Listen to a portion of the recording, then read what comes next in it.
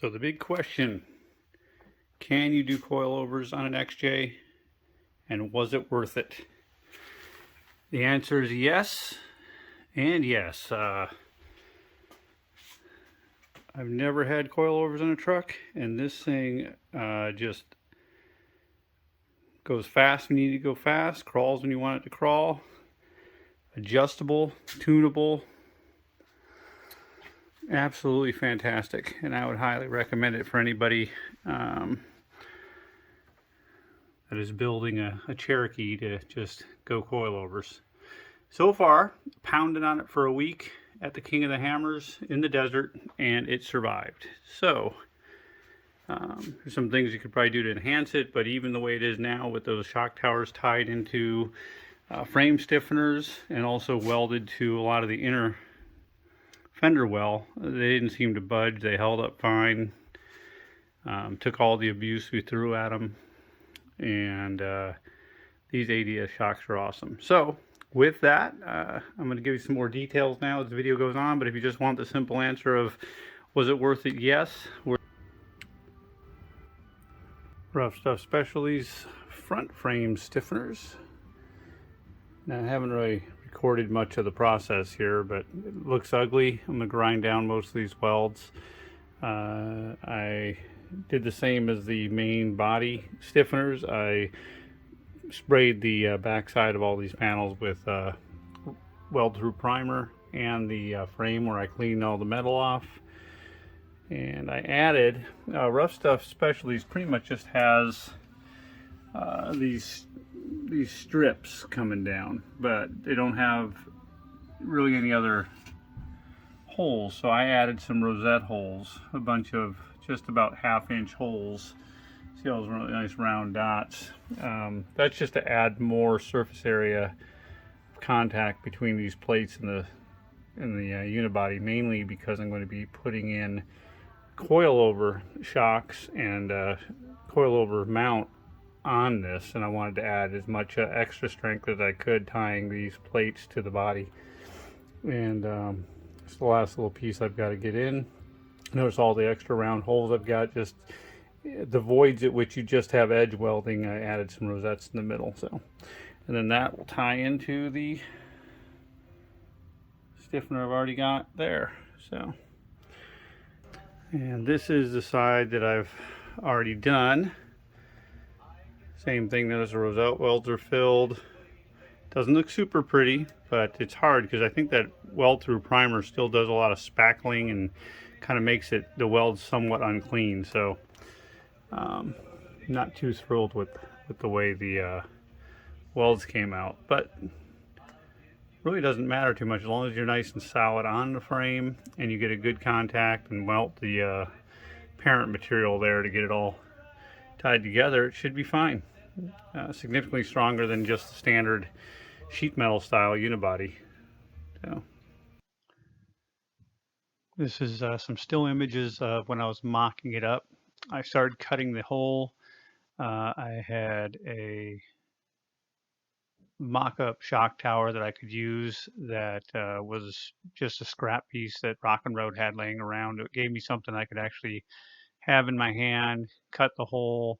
It was the general size I was going to use, but this allowed me at least to push something through the hole, see how it would lay out, kind of take a look at exactly where everything would end up. Made it so much easier to actually get it visualized and get dimensions correct.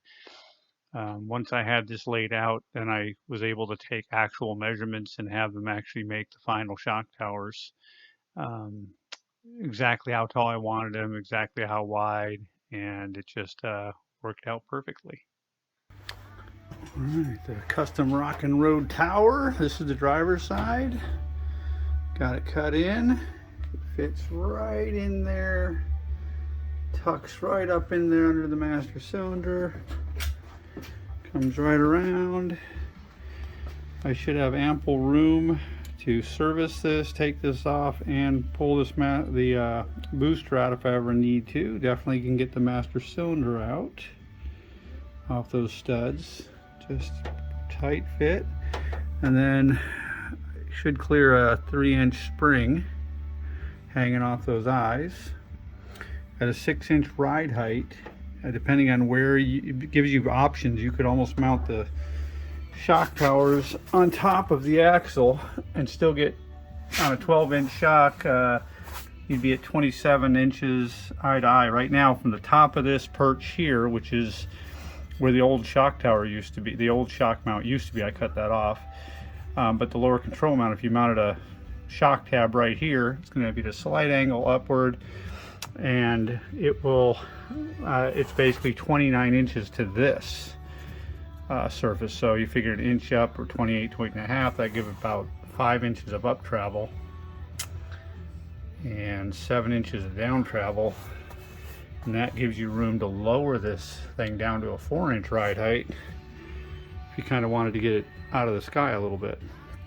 So it's not looking too bad.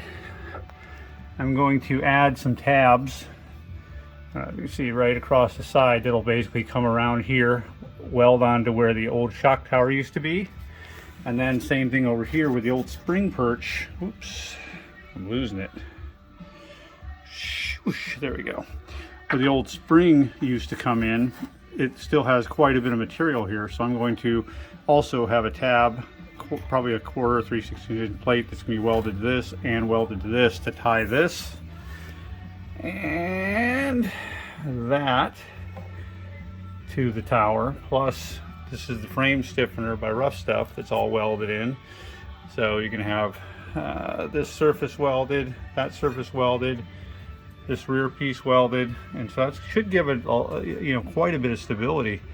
And I'm probably going to also fill in some of the holes and gaps, possibly with some either some plastic or sheet metal, just to try to keep some of the water out. Not sure what I'm going to do yet, but I'm going to try to seal off this compartment. Now this side doesn't matter as much other than my computer's right here. The other side, the fuse box, is going to be right on this side of the shock tower. So I'm going to probably do something to deflect water from getting straight into the fuse box. So anyway, that's actually way nicer, tighter fit than I thought it was going to be. It's pretty much perfect. All right, I'm going to clean up some of this stuff, probably tack it in place, and I think I'm going to cut the other side out. All right. Now this is the passenger side getting all cut and mocked in, just so I can get it ready and tacked in place. So it basically was much easier because there was a lot less stuff you had to worry about on the clearance side of things. Shock towers are in. And I don't know if you can see. Let's see. I welded up the whole back. And this is the driver's side. And clears the, I trimmed the bracket a little bit for the brake distribution block, just so it'd clear it. Tucks right in there nice. Same thing, welded all the way around. Roll back. Got an opening here, enough for the reservoir to come in. And I may or may not seal that off. We'll see. A little bit of water getting in here. It doesn't rain that much in California, so should be fine. And there we go. Next order of business is get the front axle in. Well, as usual, things got busy, so I didn't do a detailed job of marking up the front axle, but took a narrow Dana 44 high pinion from an old Bronco, got it narrowed, used some Rough Stuff brackets, the Rockin' Road Performance 3-link, and voila. Pretty much got done under there. Had 1 day to spare before heading to the hammers. Finally actually done. Front coilovers are done, in and tested, along with the 3-link from Rockin' Road Performance. They are 12-inch travel ADS racing shocks. two spring rates. It's got an upper spring rate of 125 pounds per inch, and the lower is 200 per inch, and it rides absolutely wonderfully. I still have some room for adjustment. I've probably got about 2.5 inches of preload on it, which is about right, so I can go up a little bit and down a little bit if I want to. And that's one reason I wanted to go coil over, so I can actually adjust ride height. Coilovers have a kind of a nice, slightly leaning back stance, so when you're hitting stuff, it'll absorb it quite nicely. Axle sitting maybe about 3/4 inch forward from where your stock Dana 30 would be. It's a high pinion Ford Dana 44 that's been narrowed to 63-inch wheel mounting surface. It has Chevy outer C's with Ford 5 and 5.5 inch lugs, and coil buckets have been, coil towers I should say, have been welded to part of, you can see that it's been welded to the inner fender, to the frame stiffener on both sides. Frame stiffener, it's been welded up high to where the shock tower used to be, or the shock tab used to go through. It is penetrating into the engine compartment. I've rounded this off just a little bit to clear, give me just enough room to put the shocks up along with the remote reservoirs. And it sits absolutely perfectly. Top of the axle pretty much only has track bar mount right there. Upper link mount. Ooh, let me get my hand out of the way. Upper link mount, lower link mount. And that's about it so far. I have not put limit straps on it yet, nor bump stops, which that will be next. But we did go to the King of the Hammers and wheeled it around King of the Hammers desert lake bed for about a week. And this thing just absorbs whoops and bumps. Absolutely wonderful. Inside the engine, it's a tight fit. You don't have a lot of options when you're cutting into this thing. Now this is a 1995. It's going to be very, very similar. I think 98s, almost all of them have the fuse box right here. I had to relocate it slightly. Notice it pitches back now. I had to disconnect the mount and shift it back to clear where the tower is. The stock reservoir on the 96 and below is inside the engine compartment. On I think 97 and up, it's actually inside the fender well over here. So depending on what year you've got, the inner fenders and everything's almost the same, just what's in the engine compartment might vary a little bit. So in my case, I used an aftermarket reservoir, which works fine.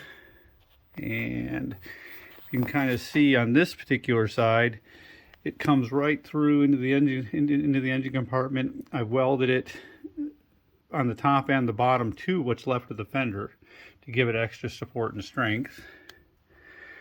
And left, the shock reservoir. I created a little rod that goes from fender to fender that mounts and holds on to these reservoirs inside the engine compartment, because there wasn't a great place to put them inside the wheel well. So it keeps them out of harm's way. And that's this side. Now this side, I had more flexibility on where you can put it, but of course you want them to be the same. So if you take a look at the other side,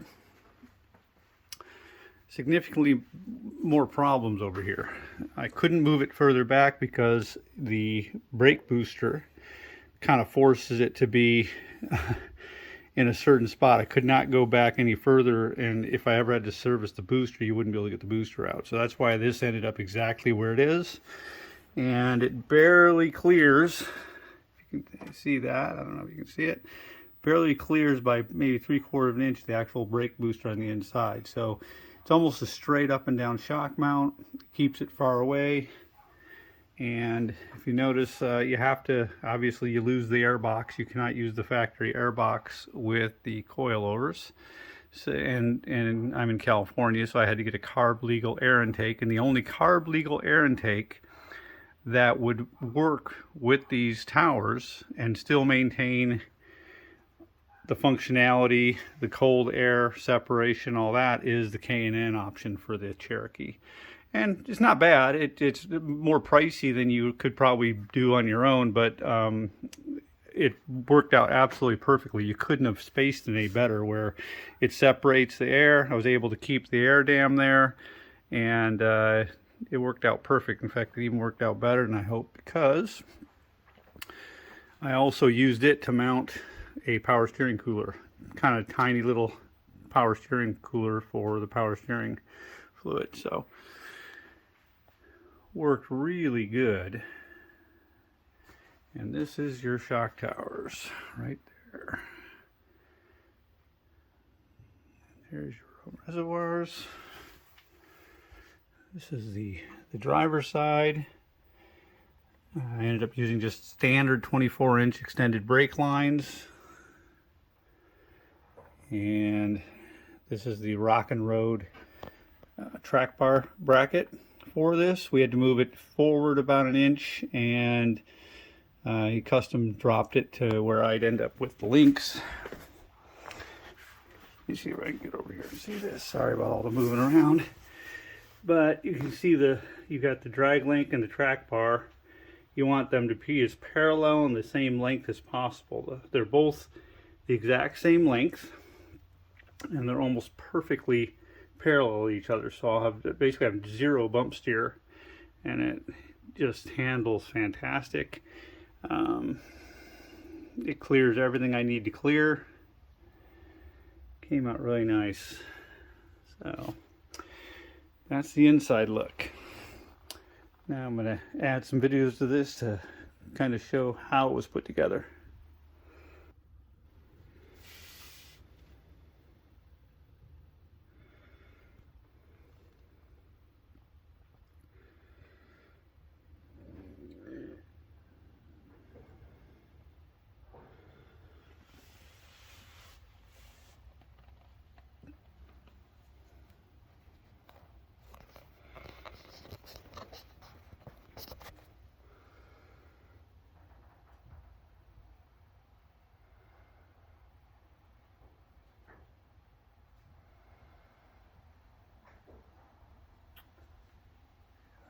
Mount, track bar mount.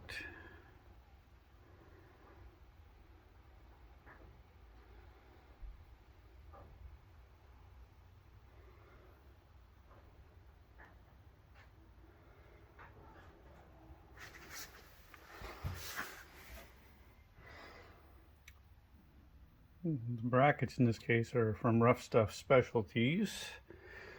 Normal shock tabs and track bar mount and lower link mounts. Those are all just off the shelf Rough Stuff Specialties brackets. But what's different is that is a Rock and Road cross member that has a section that unbolts, and it's got the upper link, and he custom bends it so it just kind of hugs the body. Kind of nice.